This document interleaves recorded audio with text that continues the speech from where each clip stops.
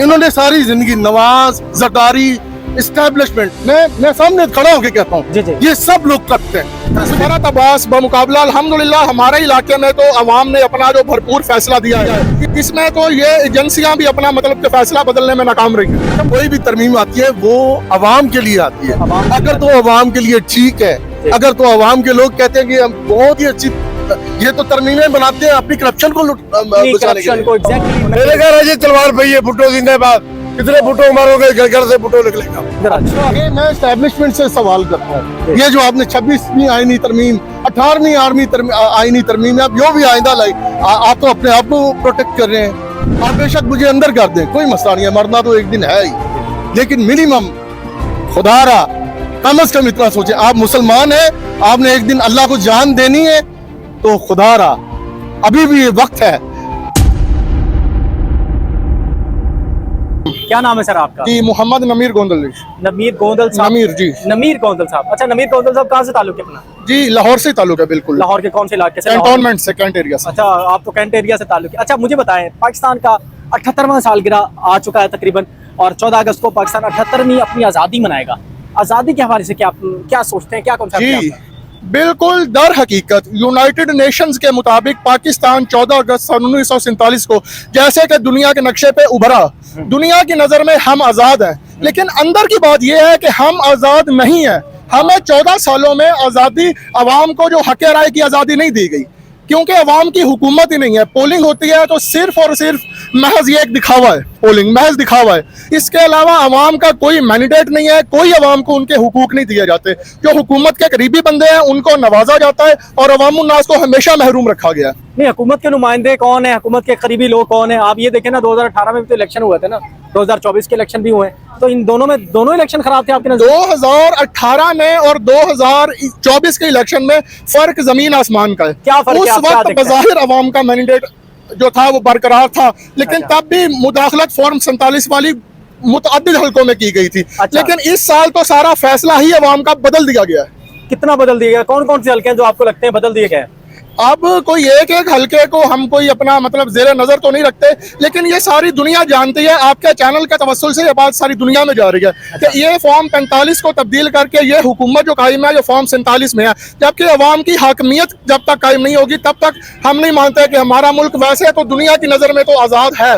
अच्छा। लेकिन दर हकीकत हकीकी आज़ादी अभी हमें नसीब नहीं हुई। अच्छा, मुझे ये बताएं, आपके इलाके में कौन कौन कैंडिडेट थे? बड़ी सीट पर MNA की सीट पर कौन था, और छोटी सूबाई सीट पर कौन था? जी हमारे इलाके में सरदार लतीफ खोसा साहब का मुकाबला ख्वाजा साद रफीक और हाफिज फरहत अब्बास बमुकाबला अल्हम्दुलिल्लाह हमारे इलाके में तो अवाम ने अपना जो भरपूर फैसला दिया है, इसमें तो ये एजेंसियां भी अपना मतलब के फैसला बदलने में नाकाम रही हैं। अच्छा, मुझे ये बताएं, आपके इलाके में ख्वाजा साद साहब और फिर लतीफ खोसा साहब का मुकाबला था, इनके अंदर तो लतीफ खोसा साहब जीत गए, आपके हल्के में तो फॉर्म 45 जीता है, फॉर्म 47 में, पर जो रिजल्ट है वो फॉर्म 45। मैं ये नहीं कहता कि इमरान खान ठीक है या नवाज शरीफ ठीक है या जरदारी, हम बात करते हैं कि जो अवाम फैसला देना, हुकूमत, हाकमियत, जमहूरियत का मतलब ये है कि अवाम की होनी चाहिए, हुकूमत अवाम की होनी चाहिए, अवाम की हुकूमत होनी चाहिए। अब इस वक्त जो पंजाब की गवर्नमेंट है वो हुकूमत अवाम की नहीं है। वो पंजाब गवर्नमेंट सारी दुनिया जानती है कि इस वक्त कैसे चलाई जा रही है। अच्छा, पंजाब गवर्नमेंट कैसे चलाई जा रही है? पंजाब गवर्नमेंट के बहुत सारे इकदाम हैं,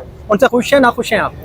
पंजाब हुकूमत के बज़ाहिर जो इक़दाम किए जा रहे हैं ये सिर्फ दिखावा है कि जैसे कि बसेस का बनाना, सड़कों का बनाना, अवाम को उनका हकूक जो पीने का साफ पानी है वो फराहम किया जाए, तो फिर हम मानेंगे कि अवाम की हाकमियत है। जबकि इन्होंने अपने करीबी लोगों को हुकूमती नुमाइंदे नवाजते रहते हैं और अवाम को ये बिला वजह महरूम रखते हैं, तो ये कोई आज़ादी तो ना हुई। लेकिन फिर भी पाकिस्तानी फौज है तो हम हैं, बॉर्डर पे हमारे फौजी जवान हमारा पहरा देते हैं, तो इस वजह से अल्हम्दुलिल्लाह हम चैन की नींद सोते हैं।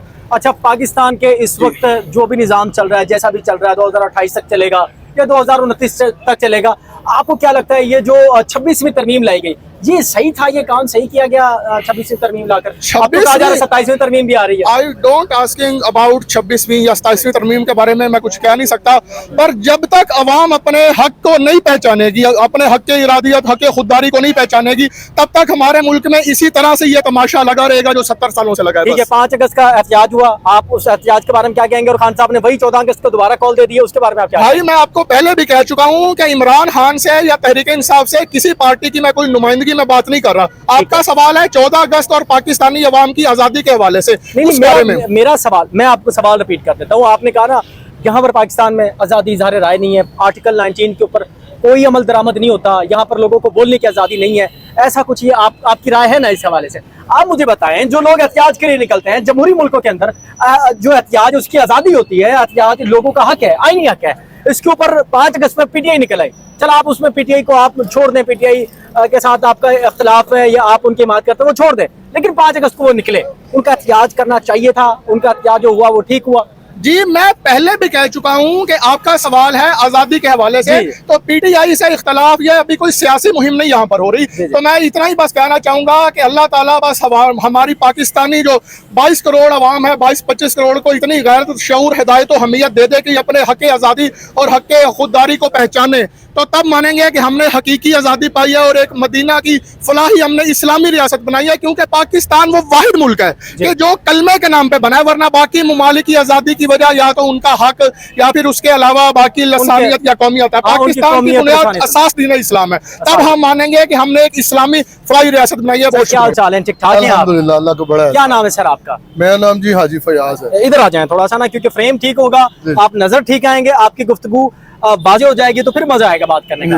अच्छा मौसूम, मुझे बताइए, 14 अगस्त आ गई है, पाकिस्तान 78वां यौम आज़ादी मना रहा है। पाकिस्तान की इतनी आज़ादी, 78 साल पाकिस्तान को बने हो गए। 78 साल का अगर इंसान हो तो कितना कद्दो कामत वाला लगता है कि कितना तजर्बा होगा इस इंसान का। पाकिस्तान ने आज़ादी हासिल करके क्या मेरे ख्याल में तो आज तक पाकिस्तान ने आज़ादी हासिल की ही नहीं है। कैसे आज़ादी हासिल? जैसे मैं आपको मिसाल देता हूँ, मैं आपको मिसाल आपको देता हूँ। हमारा ही एक भाई था बांग्लादेश, हमसे अलग हुआ, वो कहाँ पे खड़ा है, हम कहाँ पे खड़े? कहाँ पे खड़ा हो गया वो बताए ना। वो हमसे बहुत आगे हैं सर, वो जितने भी आगे हैं, much more better than us. किन हवाले से आप उनको बेहतर कह रहे हैं? मुझे बताएं, उनकी एजुकेशन के हवाले से देखें आप, वो एजुकेशन के हवाले से भी हमसे बहुत आगे हैं। अगर उनकी दूसरी आप मुआशी तरक्की के हवाले से देखें, वो हमसे बहुत आगे हैं। आपका रुपया कहाँ पे स्टैंड कर रहा है और उनका जो मतलब टका है वो कहाँ पे, वो टका पे थे, हम रुपया पे थे, तो हम तो टके के बराबर भी नहीं रहे। हम टके के बराबर नहीं रहे और वो बहुत तरक्की कर गए। अच्छा, पाकिस्तान में आपको अभी 5 अगस्त का एहतिजाज हुआ खान साहब का, अब उन्होंने 14 अगस्त की भी कॉल दे दी है। खान साहब ने ये कॉलें दी हैं, ये ठीक कॉल दी है, और जो मेरी बात सुनो, लोग करते हैं वो ठीक करते हैं। अगर आप देखें ना, अगर तो हम एक इंडिपेंडेंट मुल्क है, then we have to give rights to others. बिल्कुल, if they want to come for their rights, they have rights to come. Exactly. And means मैं पाकिस्तानी हूँ, ठीक है, मेरा ये राइट बनता है, मैं टैक्स नहीं देता, मैं टैक्स पेयर हूँ, तो मेरे जो राइट्स हैं वो मुझे मिलने चाहिए ना। मैं किसी पार्टी को मतलब रिप्रेजेंट नहीं करता, मैं एक आम पाकिस्तानी हूँ, ठीक है, मेरा ये राइट बनता है। अगर मेरे साथ ज्यादती हो रही है, मैं आपको बताता हूँ, मैं एक ओवरसीज पाकिस्तानी हूँ, मैं 2019 में पाकिस्तान आया। अच्छा, can you believe that I can not know, मेरे जो बच्चे हैं वो स्कूल नहीं जा सकते, मेरी ये हालत कर, चूंकि ये इनका निजाम ऐसा है। इन्होंने सारी जिंदगी नवाज, जरदारी, एस्टैब्लिशमेंट, मैं सामने खड़ा होकर कहता हूँ, ये सब लोग करप्ट हैं। मुझे ये साबित करें ये लोग कि इन्होंने पाकिस्तान को क्या दिया है। पाकिस्तानी अवाम के साथ इन्होंने वो कर दिया है, पाकिस्तानी लोगों का जो पैसा था वो भी ये लूट के खा गए हैं। ये सब जितने में हैं, ये जरा अपने गिरोबानों में झांक के देखें कि इन्होंने पाकिस्तानी अवाम का क्या किया। मैं इमरान खान को नहीं रिप्रेजेंट करता, मैं किसी को नहीं, मैं 2019 में यहाँ पे पाकिस्तान में आया हूँ, जो मैंने 25-30 साल बाहर जो कुछ कमाया था इन्होंने वो बर्बाद कर दिया। आपने क्या ऐसा कारोबार किया जो मैंने प्रॉपर्टी में इन्वेस्ट किया। प्रॉपर्टी को कहाँ पे इन्होंने कभी ये मतलब कोई टैक्स लगा देते हैं, कभी अभी इन्होंने जो बायर है उससे रिड्यूस करके तो जो सेलर है उसमें लगा दिया है। मैं आपको एक मिसाल देता हूँ, आप कोई चीज प्लॉट खरीदते हैं, पहले आप बाई किया, आपने उस पर टैक्स दिया, आपने टैक्स दिया ना, आप दोबारा आप सेल करेंगे तो क्यों उस पर टैक्स देते हैं आप? Why you want to give again? ये तो मतलब राइट नहीं है। अगर मैं कुछ चीज बाई करता हूँ, तो मैंने सेल भी करनी है ना। बिल्कुल, सेल करनी है। तो जब मैंने सेल कर दिया तो मेरा प्रॉफिट कहाँ जाएगा? बिलीव करें कि वो जो प्रॉपर्टी का जो एक बहुत मतलब एक बूम पे गई थी प्रॉपर्टी इमरान खान के दौर में 2022 में, वो जो उसने एक स्ट्रक्चर खड़ा किया था इन लोगों ने तबाह कर दिया। इन लोगों ने तबाह कर दिया और अब आपको उम्मीद भी नहीं मेरी है बात सुने, मेरी बात सुने। एक अगर ये मतलब एस्टेब्लिशमेंट ही हमारे ऊपर हुकूमत करना चाहती है, जी जी, then they have to think about this। I mean, आम आदमी को कम से कम कुछ दें तो सही। आम आदमी के लिए ये तो आए रोज कभी पेट्रोल को मतलब कहाँ पे ले जाते हैं, कभी कहाँ पे ले जाते हैं। ये ईरान से पेट्रोल स्मगल करके यहाँ पे लाके हमें, कौन स्मगल करता है वो? स्मगल होता है ये मतलब मीडिया पे है, मीडिया पे है भाई। जी जी, ये गवर्नमेंट मैं ये नहीं, जाहिर है अगर कोई भी गलत हो रहा है तो गवर्नमेंट इन्वॉल्व है ना उसके अंदर। मैं किसी पे ब्लेम नहीं करता, लेकिन गलती तो गलती है ना, गलत काम है। गलत तो गलत है। अगर ये ईरान से स्मगल करके मंगवाते हैं तो कम से कम अपनी आवाम को चले वो मतलब 25-30 रुपए लीटर मंगवाते हैं, हमें कम से कम 150 का तो दे दें यार। 150 का हमें क्यों 350 का दे के हमें क्यों जलील करते हैं ये लोग। और ये पाकिस्तान का कौन सा कर्जा इन्होंने उतारा है आज तक, कौन सा उतारा है कर्जा? आए दिन तो पाकिस्तान की जो मतलब करेंसी है वो डिवैल्यू ही होती है। अच्छा सर, ये आपकी जितनी भी सिफारिशात हैं, आपको लगता है, मैं कहता हूं कि अगर एस्टैब्लिशमेंट है, अगर एस्टैब्लिशमेंट नाम पे हुकूमत करना चाहती है, आम आदमी को उसके राइट्स दे। ये नहीं है कि एक जर्नल आता है वो पैसे इधर उधर से करके तो निकल जाता है। ये कोई मैकेनिज्म बनाए, ये सोचे, ये कोर कमांडर जो मतलब 14 या 15 या 16 है, कम से कम इस पे गौर करें कि ये जो अवाम हमारे खिलाफ हुई है किस वजह से हुई है। अगर इन्होंने मतलब हमारे पर गवर्नमेंट करनी है तो कम से कम मिनिमम कोई इंसानियत इख्तियार करें, लोगों को उनके राइट्स दें यार। पूरी दुनिया में कहीं पे भी हम ये धोखा क्यों देते हैं, ये क्यों चीट करते हैं, ये क्यों इन लोगों को लाके बिठाते हैं और मिलके खाते हैं। मैं एक बुजुर्ग आदमी हूँ, मैं 55 साल का हूँ, मुझे नहीं पता, हर एक बच्चे को पता है कि ये मतलब सब मिल के खाते हैं यार। कम से कम कोई मैकेनिज्म बनाए, अगर खाना भी है तो उसका भी कोई मैकेनिज्म बनाए यार। हाँ, दुनिया में करप्शन होती है, लेकिन एक इतनी करप्शन नहीं होती कि मुल्क तबाह हो जाते हैं, उनका निजाम मिलकर रह जाता है, उनका कानून मिलकर रह जाता है। ये जो आपने आईनी तरमीम का बोला और उस आदमी ने इग्नोर किया है, ये मतलब कोई भी तरमीम आती है वो अवाम के लिए आती है। अगर तो अवाम के लिए ठीक है, अगर तो अवाम के लोग कहते हैं कि हम बहुत ही अच्छी, ये तो तरमीमें बनाते हैं अपनी करप्शन को करप्शन को। एग्जैक्टली, मैंने अंकल से उनसे सवाल किया, ये करप्शन को अब भी किसी आम आदमी के ऊपर क्या इफेक्ट। जी इधर आ जाए। ये मैं एस्टेब्लिशमेंट से सवाल करता हूँ, ये जो आपने 26वीं आईनी तरमीम, 18वीं आईनी तरमीम, आप जो भी आइंदा आप तो अपने आप को प्रोटेक्ट कर रहे हैं। आप बेशक मुझे अंदर कर दें, कोई मसला नहीं है, मरना तो एक दिन है ही, लेकिन मिनिमम खुदारा कम से कम इतना सोचे। आप मुसलमान हैं, आपने एक दिन अल्लाह को जान देनी है, तो खुदारा अभी भी ये वक्त है। ये मत सोचें कि ये सारी हुकूमत आप हमेशा करते रहेंगे, ऐसा नहीं हो सकता। एक दिन फिरौन का था तो दूसरा दिन मूसा को अल्लाह ने दिया था, उस दिन से डर जाए आप एक मैं अपने बच्चों को तालीम नहीं दिलवा सकता, मैंने 30 साल बाहर गुजारे हैं, मैं अपने बच्चों को तालीम नहीं दिलवा, मेरे बच्चे घर पे बैठे हुए, मैं पढ़ाता हूँ उसको, मैं क्या करूं, किधर जाऊं, आप मुझे बताएं। आप बताएं, आपके पास सवाल का जवाब है तो बताएं। मेरे जैसे एक नहीं करोड़ों लोग हैं जो सिर्फ आपसे डर के बैठे हुए हैं। मैं नहीं डरता किसी से, मैं किसी से नहीं डरता, मैं सिर्फ सवाल, I want to raise question, what are you doing, you just think about yourself, your children, you don't think this means 24 crore लोग हैं यहाँ पे, अब तो और भी ज्यादा इंक्रीज हो गई है, तो आप उनके मतलब कुछ नहीं सोचते। आपने अल्लाह को जान नहीं देनी, ये बात याद रखें। जो भी बेईमानी करेगा उसकी औलाद भी खराब, उसका ईमान भी, उसकी आखिरत भी खराब, सब कुछ खराब हो जाए, सब कुछ। मैं इतना ही कहता हूँ, अगर कोई आप करना चाहते हैं, आप कर रहे हैं, 75 साल से आप लोगों ने ये किया है, ये जुल्म कर रहे हैं आप लोग, कोई मैकेनिज्म बनाए। अगर आप कहते हैं कि ये पॉलिटिशियन करते हैं, तो अच्छे पॉलिटिशियन मतलब हैं जो उन लोगों को लेके आए। आपका तो राइट नहीं पता, आपको सैलरीज मिलती हैं पाकिस्तानी बाउंड्रीज की मतलब हिफाजत के लिए, आप उसके पैसे भी लेते हैं, आपका ये राइट नहीं बनता। अवाम को देना राइट, जिस कायदे आज़म ने बनाया था वो 100 नोट है ना, अवाम के लिए बनाया। बाकी अल्लाह ताला की जात ऊपर बैठी हुई है, वो मुझ पे भी निगरान है, आप लोगों पे भी। आप अपने गिरेबानों में झांक के देखें कि आप क्या कर रहे हैं।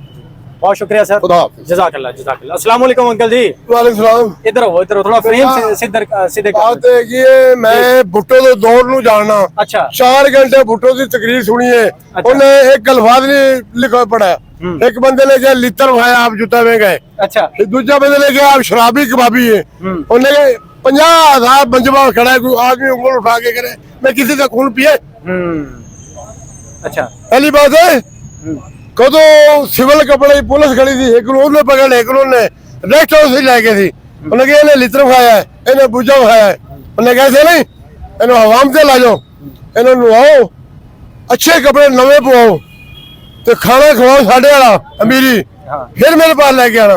अच्छा, फिर लेके गए, उन्हें सलूट मारा, हाँ जी आप, उन्हें कहा आप जैसे चार भी नहीं। फिर उन्हें पुलिस वाले गए, उनकी उन्हें आधार कर दो, 2 कदम टुरे, उन्हें कहा मोड़ो वापस, उन्हें मेरे अकाउंट ही 500 रुपए लो, दोनों बंदों।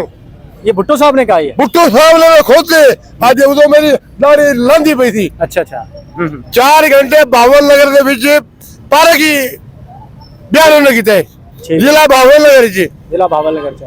अच्छा, पाले के बीच। भुट्टो साहब के हवाले से आप उनकी जो मेरे घर अजय तलवार पई है, भुट्टो जिंदाबाद, कितने भुट्टो मारोगे, घर घर से भुट्टो निकलेगा।